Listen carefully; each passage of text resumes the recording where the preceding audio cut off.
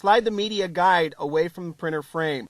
Loosen the media guide screw if necessary. Put the roll of media on the media hanger. Push the label cord toward the printer frame. If the printhead is closed, open it using the printhead lever. Feed the media under the lower roller and under the printhead. Adjust the media supply guide so it is just touching but does not restrict the edge of the media.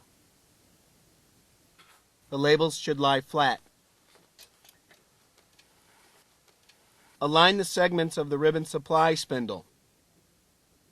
Place the roll of ribbon on the ribbon supply spindle and push the core as far back as it can go. Tear off a strip of label and backing about 6 inches long from the label roll. Peel label from backing. Overlap the ribbon and backing with the ribbon on top and use the label to tape together. This serves as a ribbon leader. Thread the ribbon leader and attached ribbon under the upper roller, through the print mechanism, and past the platen roller.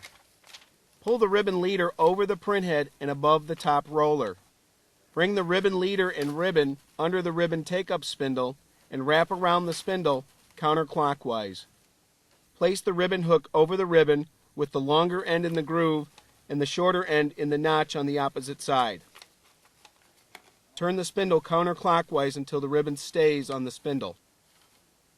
Close the printhead. Release the pause button to allow the printer to calibrate.